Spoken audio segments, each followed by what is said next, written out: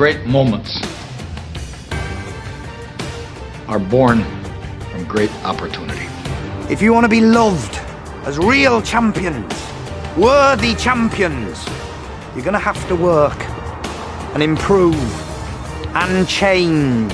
The inches we need are everywhere around us. Hell yeah. They're in every break of the game, every minute, every second. Being perfect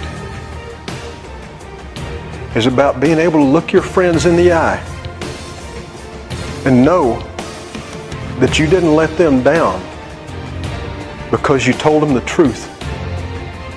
And that truth is that you did everything that you could. There wasn't one more thing that you could have done. Can you live in that moment? If you put your effort and concentration into playing to your potential, to be the best that you can be, I don't care what the scoreboard says at the end of the game, in my book, we're going to be winners. This is your time. The only ones who are going to tell me when I'm through doing my thing is you people here.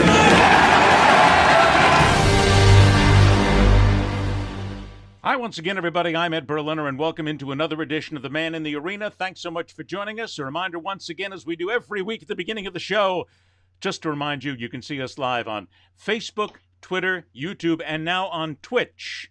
Search out The Man in the Arena, and you can find us there. Let's get right to it. We got an awful lot to do here today, because in the last couple of weeks, well, the last couple of months, my next guest and I have been talking back and forth about high school sports, high school football specifically, and COVID-19 and all of the various precautions that have been taken and all the precautions that have not been taken by a lot of people and a lot of seasons that have been canceled.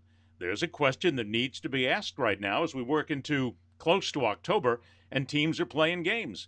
Let's welcome in National College and High School Football and Athletic Recruiting Analyst, my good buddy who's been doing this for about, I keep wanting to say 50 years, but it just doesn't seem that long. But he's been doing it for 50 years, half a century. Larry Blustein joins us once again on The Man in the Arena. How you doing, boss? I'm doing good. No complaints. Here another day. COVID's still around us, but we're protecting ourselves. Well, I'm going to say all the politically correct things today. It's believe me, we could do a whole show just on being politically correct and trying to stay away from that, which is another problem we've had. But we're going to try and stay away from the politics here today and get mostly to the health and to the kids themselves. Because you and I have been very, very pointed in our commentaries about a lot of high school associations, athletic associations, and schools opening up their schools to playing football while the virus still rages across America. But if you look at what's going on across America right now and you watch, yes, the cases are up. Deaths are up in many places. We haven't escaped this yet.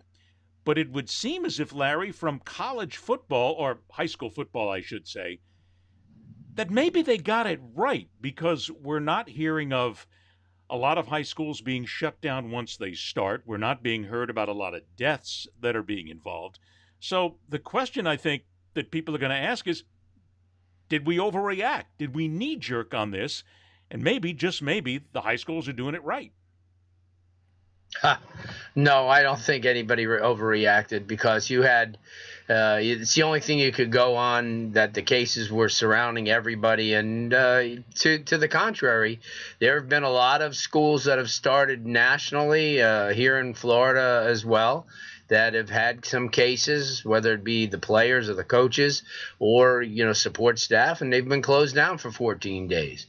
There's games being canceled all over the place. College, we already see a cancellation with Notre Dame and Wake Forest. So, last week with Florida Atlantic and Georgia Southern.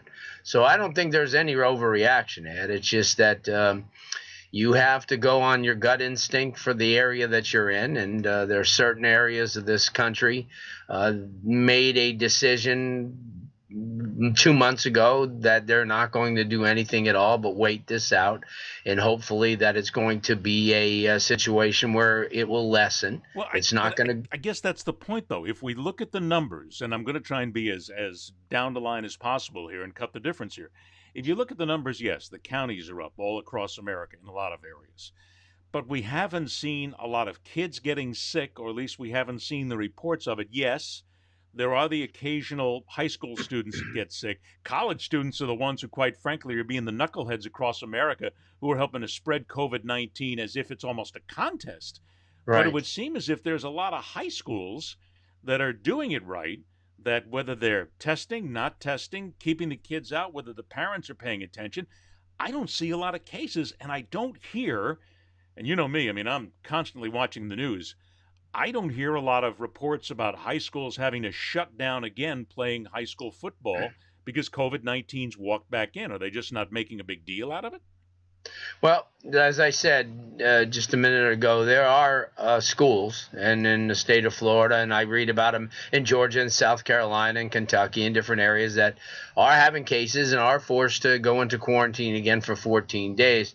But I'm going to give you a little bit of information, and it's probably, but I know of it because it's just the way our culture is built where – yeah, this isn't going to affect the young kids as much. I mean, even though we're seeing cases of young kids dying, infants dying, kids in their teens dying, from this, and then we've made it is something where the youngsters are the carrier that take it home to mom and dad or grandma and grandpa, and then you're talking some serious business. But I have a feeling, and I'm not alone in this, that there are. Johnny and Mike call up the coach and say, we're not feeling very good. And the coach, says, hey, listen, you guys just stay home. Don't go get tested. You have a flu, and and that's what happens. I know it's happening because so you these think there's coaches out there basically telling their kids to lie? Yeah. What a shock. I mean, first of all, a shock that anybody lies. I get that. Yeah, but you believe that's happening.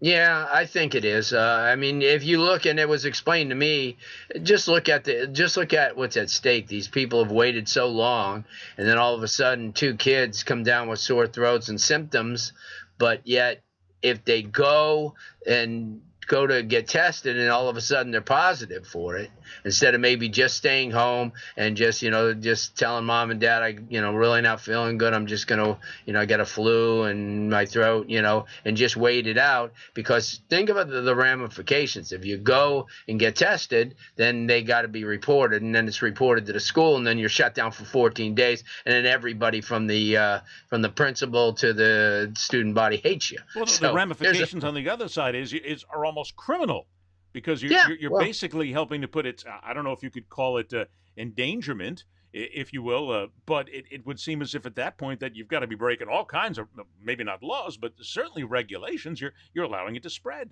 That's frightening.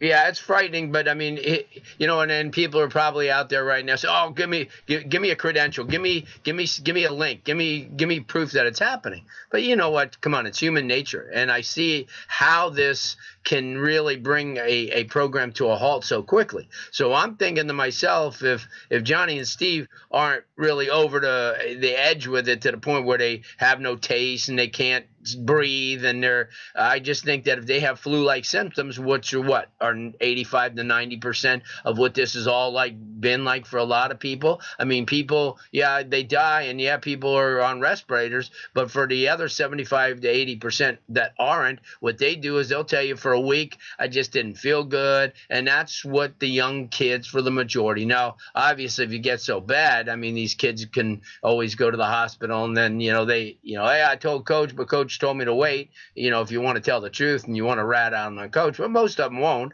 I just think that's what's going on now. If a kid calls up the coach and says, hey, listen, coach, and maybe even they tell you, listen, if anybody doesn't feel well, if you don't feel well, I don't care if you've been throwing up all night and you have a virus, don't come in. So I think that's an understanding, but I think that there's also an understanding, and it's probably an unwritten rule, that let's not jump to conclusions, and as soon as you can't swallow because maybe your throat's dried out from the air conditioner, you're going to run to the doctor for a test. So I think that there's a lot of that going on. Sure, I'm not going to be naive to the whole situation, because everybody knows that, there's some schools right now that have 6 games played already. And Utah. So I look at this where here in South Florida, the public schools just got back to conditioning. to conditioning for the first time together since March this past Tuesday. Yesterday. So, they've waited all that time. Now they're going to go through 3 weeks of that, then 1 week without pads, 1 week with pads, and you're already at the end of October, early November. So do you think that if they start playing November 6th, that if one of these kids comes up to the coach on November 9th, the weekend after the first game, and says, hey, I'm not feeling well, sit your butt down. Are they that desperate? I mean, look, this is, and I get this. Is it just because they're desperate to play football? Desperate because they have nothing else in their lives? What's the driving force there then if they're basically breaking? And again, there's no law that says this, but there certainly is a law of nature that can start making people sick, and you could kill somebody if this crosses lines and you start getting everybody sick in the family. What's the driving force here? We got to have football? Stop thinking so rationally, Ed. You're thinking way too rationally here because no, it's the fact that what I just said. Some of these schools have played 6 games. Others have been playing for 2-3 weeks, so they're getting an advantage of being able. And if you're on the internet as much as I am, especially on Twitter, where a lot of these kids are sending their accounts to college coaches. Hey, coach, this is what I did after game 1. Hey, coach, this is what I did after game 2. And then you're going to see all these other people who aren't playing, and they're frustrated. I've talked to them, to basically everybody from an athletic director to a coach to players, and that's the one thing that's burning them the most, especially here in the state of Florida, where the FHSAA, as we went through that many, many times, has split this to a situation where if you're a defending state champion, you can't even defend your state championship without a risk. So, and it just, to me, that's something that's going to be addressed. I know in the offseason, especially in the areas that were slighted by that, they're gonna really take this organization to task, and they should. And I will. And I haven't even begun to get at the FHSAA yet, and I will, because what they did was just uncalled for. I mean, you don't start half the state and then the other half comes in 3 months later. Well, we've already talked about the FHSAA, which is nothing more than a greedy organization of people who, quite frankly, do not have the kids' best interests at heart. We understand that. So then let's look ahead a little bit, because with what we're through right now, let's go to 2021. I mean, we haven't even talked about basketball yet and a lot of the other sports, but let's just go to the big sport that everybody talks about, which is football. Knowing what we have seen right now and from what you have seen on the ground, how will things change? Let's just say, for giggles and grins here, that we're able to get a vaccine out in time, which is going to take a while, and the people are actually taking the vaccine, which is the next thing. So let's get down to August and September of next year. What are the kind of changes that you see in high school football that are going to start impacting the games, the players, the coaches, the programs themselves? I think you've seen it already. I've been out to 5 games so far, whether it be around the state or some private schools in South Florida. And the first 2 games that I went to had no fans at all. Now they're going to let, get to the point where they're going to let parents come, and then eventually everybody come. Everybody's masked up. They're warned during the game.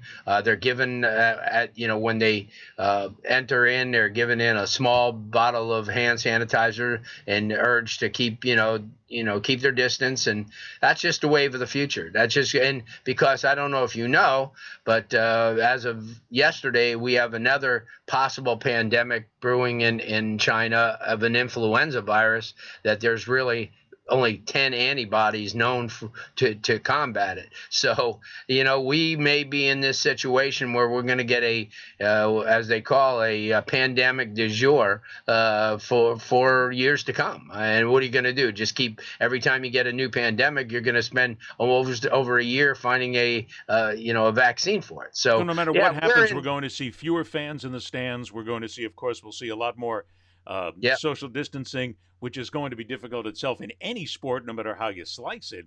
But it seems to me that if you start cutting down on the number of fans that are able to go to games in certain programs, you're going to see some programs that are going to go out of business, quite frankly, because they need the money. Without the money, where do they get it from? It's not like somebody's throwing cash at them. Yeah, well, I think for a couple of years, if you're in the pay-per-view business, I think that's what you're going to get. I think they're going to charge high school games. High school, yeah, they're already doing high school. Well, yeah, they're doing the bigger high school games on pay-per-view, but I'm talking about. No. I mean, they're doing streaming. You know, everybody has capabilities to do a streaming Sure. video. But it's so not that's what's pay-per-view. It's a stream where you can watch, but Yeah. they're not charging people to watch it. I Yeah, mean, they are. Yeah, they are. They're charging in the game how price much? of I a mean, ticket. how much would people pay to watch a high school football game? $7. The price that it would cost you to Okay. get into the game, they're charging. And you know what? I mean, I mean, you got to think about the athletic department. So I think it's if you're not feel safe, you don't feel safe, but you would like to see the game and you like to see your son or whatever your grandson play. I think it's a great alternative, and it's going to happen at college too, where it's going to be $30. Well, Or you can college is see going to be it- a different story altogether because of the immense amount of money that's there. I mean, they already have in some cases, certainly, because you have to get a certain tier on cable. You're basically on a pay-per-view anyway. Sure. But I'm going to be – what would stop me is certainly there are the national high school games which feature teams from Texas and Florida and California, these major games they put together. But I don't think you're going to see a tremendous amount of people who are going to cough up $7, $10 to see a couple of local high school teams. I just don't see it because people are already hurting for money and they're going to have to dig deeper to see games now? Well, I'm not this sure. is good. But Ed, this is what I'm saying. On a local basis, and that's where it really is. I mean, you're going to lose the fans locally.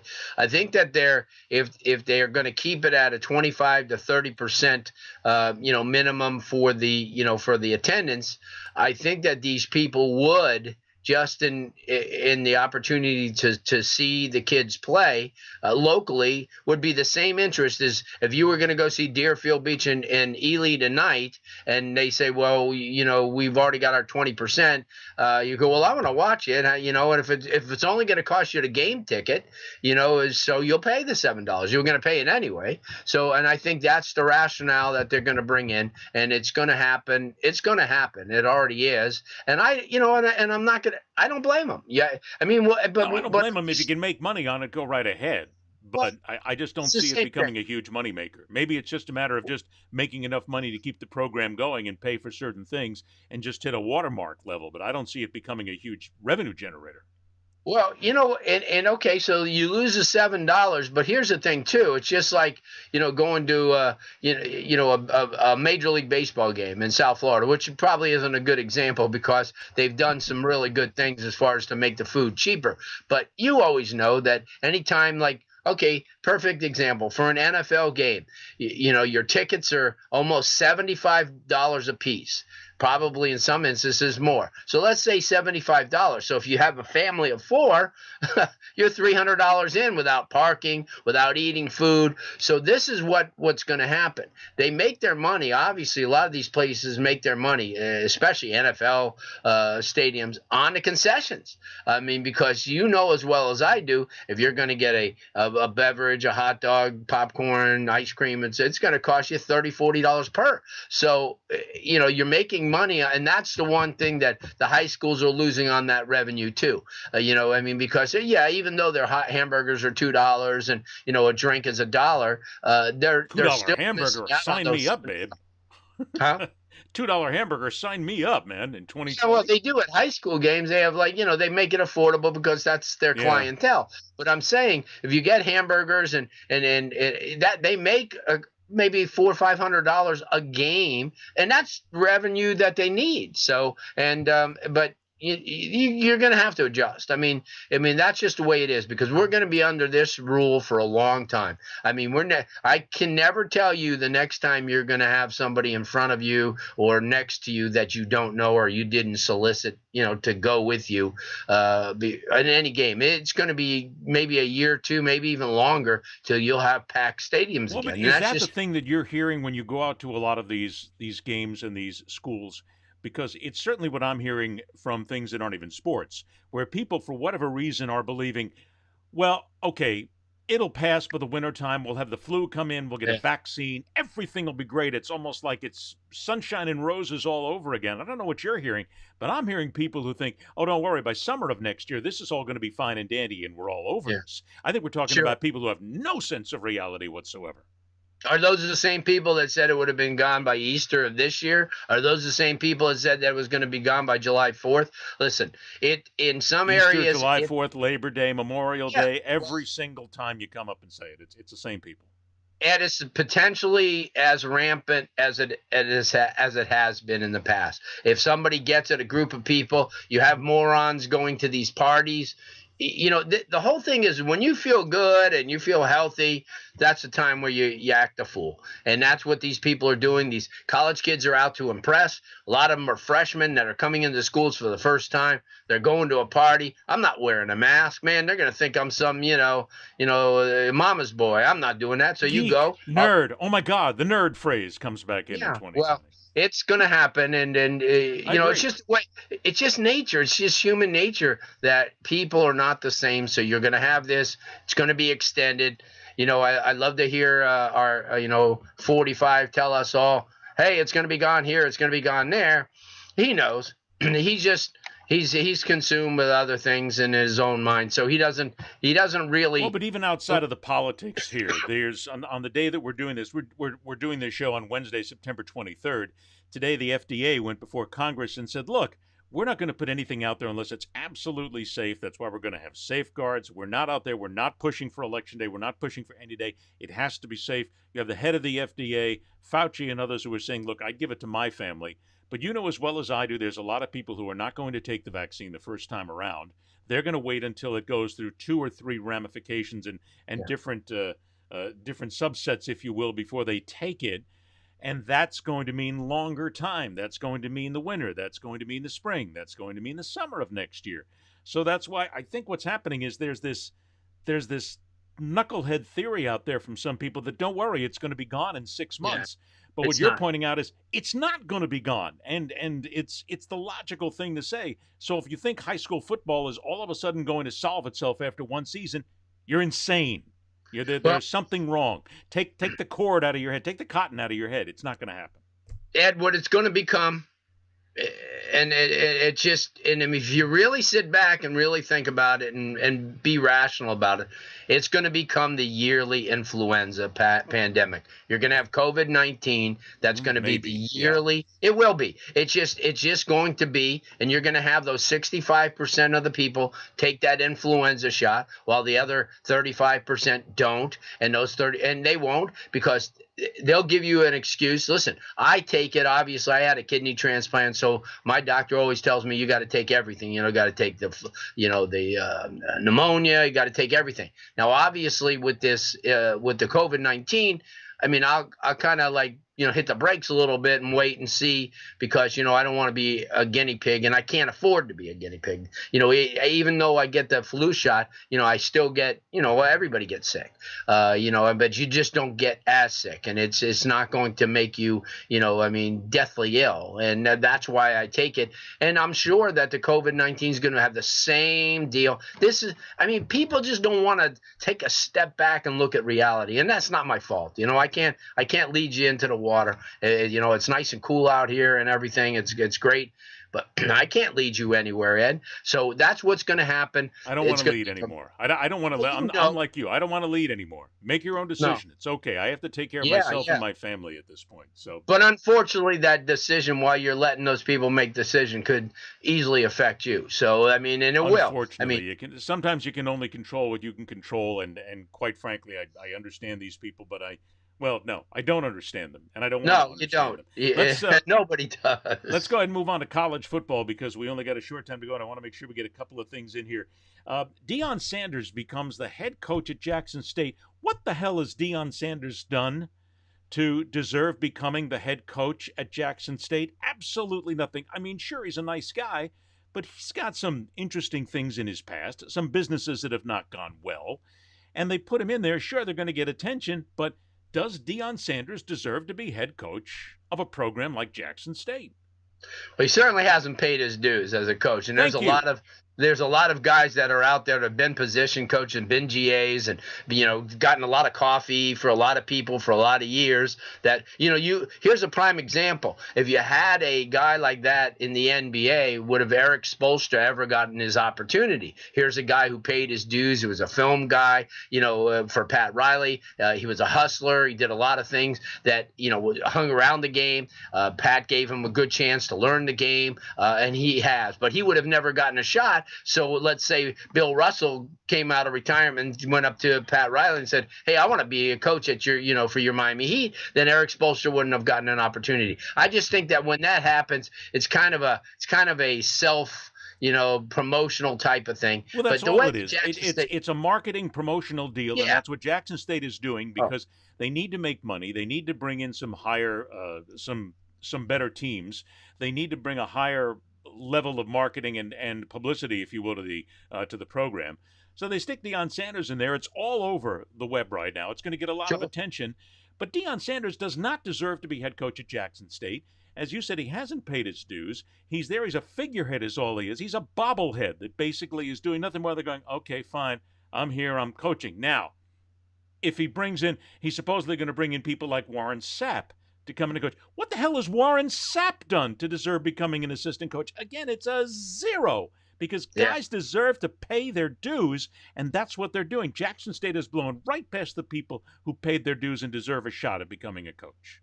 Yeah, they are. But you know what, Ed? They're paying the freight.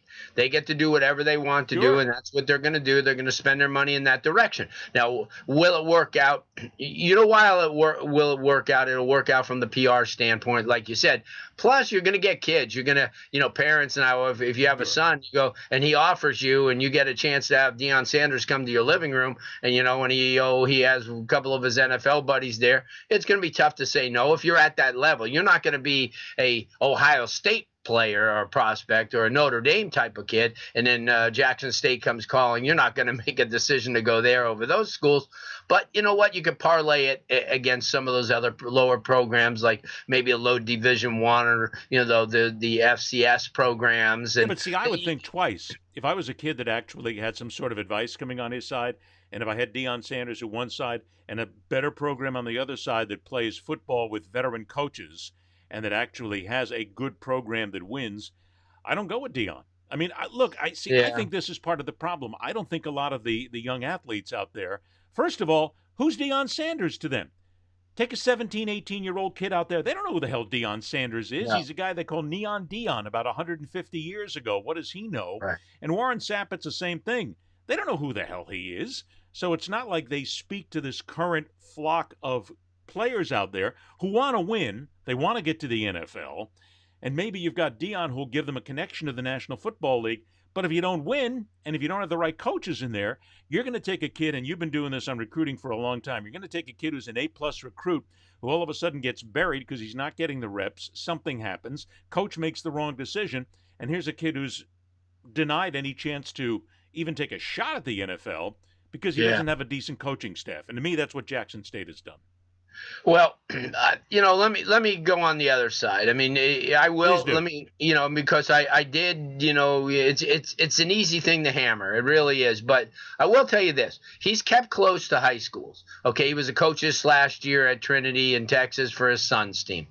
He's been at Under Armour and affiliated with Under Armour. And I'll tell you this: I will tell you, when he does his camps, and I've been at 10, 20 of them that he's done, he works his butt off. He really does. I mean, he shows a lot, but it's not like, the kids know him for more than, Neon Deion. They know him for being a former NFL player that all you have to do is go on YouTube and watch him play for the Yankees, play for the Braves, also played in the NFL with a few, with the Atlanta Falcons and did an awesome job. So for there, you have somebody, you see, the kids are more receptive to people who have been there and done that. Okay, so he has. So they automatically have a rep. Even that far back?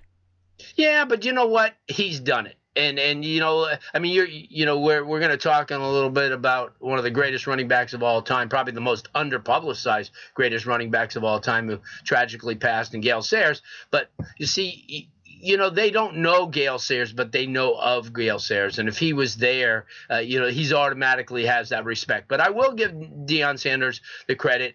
If they're going to give him, like I said, you and I can make all the observations and all the criticisms that we like, but at the end of the day, our check at the bottom doesn't say Jackson State University. Don't mean anything. Jackson State makes the decision. Jackson yes, State they do. And you know what? And if he does a great job, look, that's all it is. And you and I have been doing this long enough to know it's great cannon fodder for discussion purposes here. Yeah. But if he succeeds, you and I are going to come back. Certainly, I'll come back in another year or two, and I'll say, man, I got that one all wrong.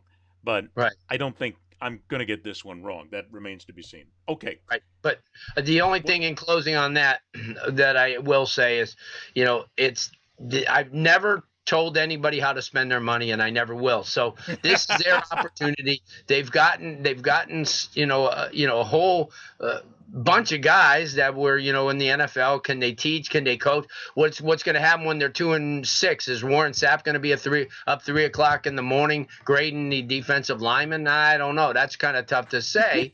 This is what I think. Good luck. But you know what? I will say this. You look at Jason Taylor, and, I know that's one guy. Different cat. I'll tell you what, Jason, well, I could even bring up two. I could bring up Channing Crowder, another former Miami Dolphin. Those two guys that are coaching, now, albeit they're coaching at pretty good schools in St. Thomas and the university school, but I've never seen two guys that don't even have to even be anywhere near these type of things take this like they don't have a penny in the bank account. They work their tail off. They teach, they coach, they instruct. And you know what? Maybe you and I are not the only ones, and I can tell you 100% we're not the only ones that are detractors of what's going to happen.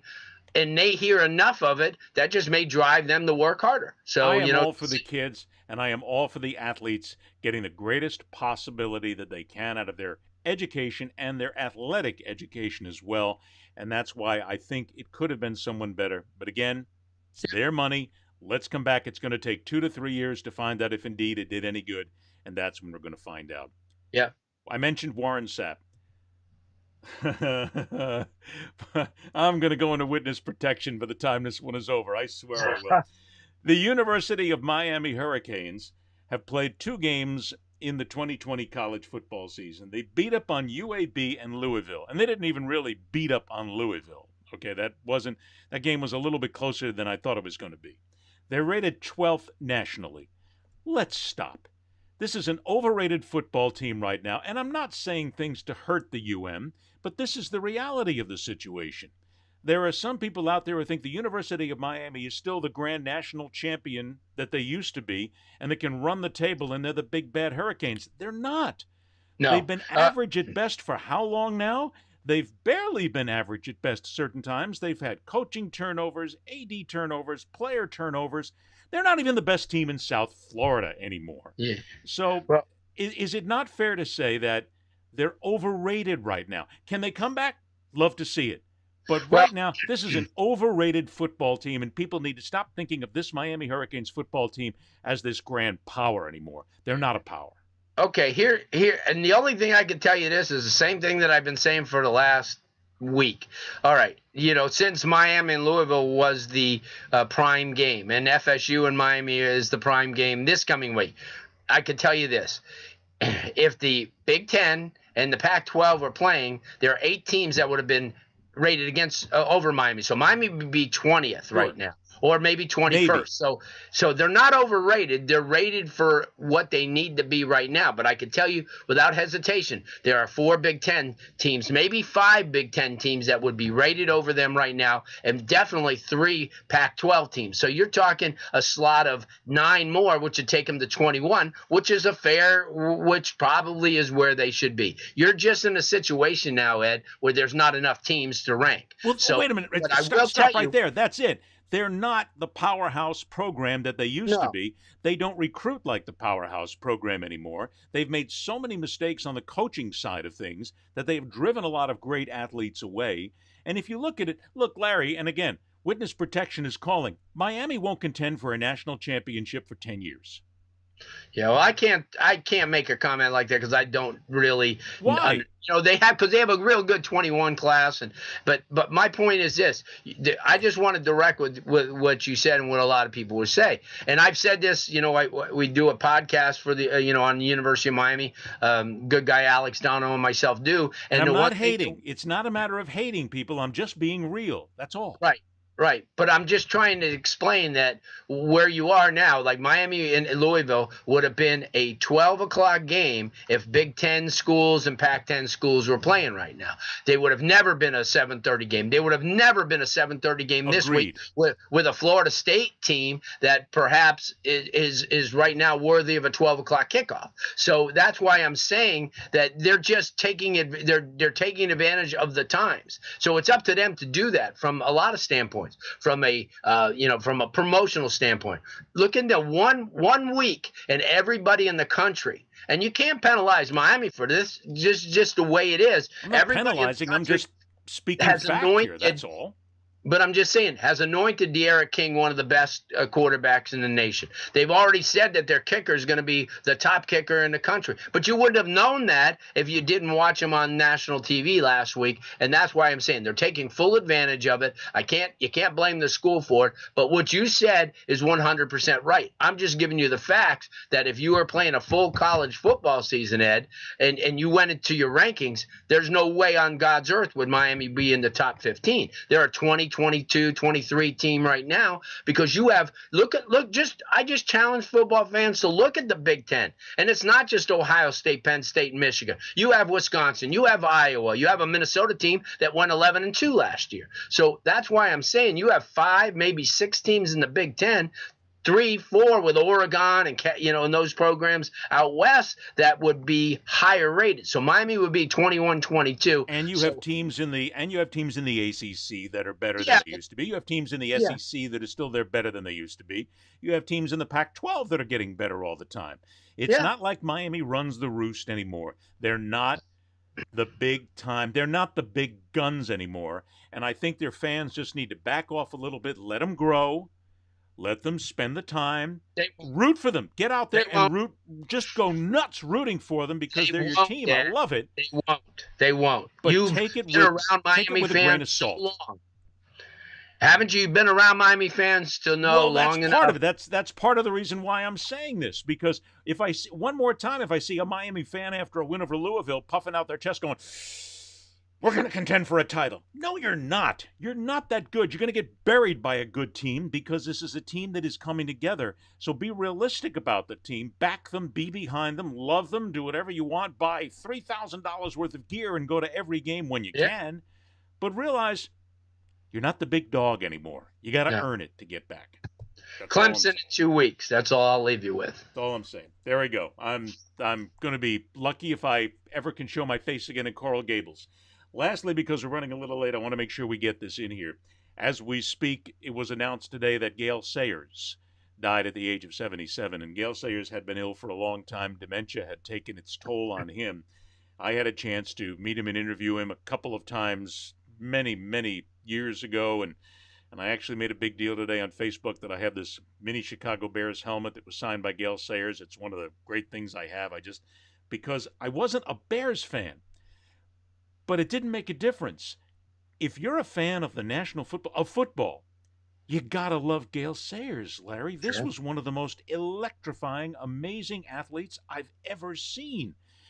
With what he could do, it looked as if his hips were completely disjointed from his body. His legs came out and basically moved on their own axis at any time. Were it not for a knee injury, my God, think of what he would have done. And unbelievable. And I think your point earlier was well taken. Gale Sayers gets a lot of credit right now and a lot of attention, and people talk about him. But if he hadn't busted up that knee and if he had played longer, my God, think of what we'd be saying about Gale Sayers today. Yeah, great guy too. He has done so much after his playing days, for kids, for foundations too. So I always take that. You could be a great football player.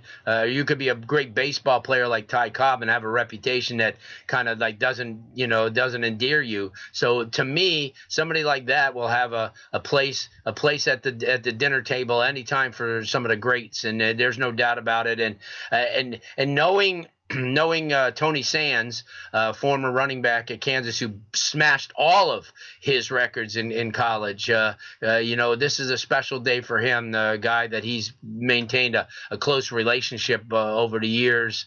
And you see, we were alive when he played. We were both young, but we both knew what he meant to the game. And that's, it's just like, I don't think Walter Payton will ever get his real due, because I think Walter Payton was one of those guys. Class act on, and speaking about Jackson State, class act on and off the field. I agree with you 100%.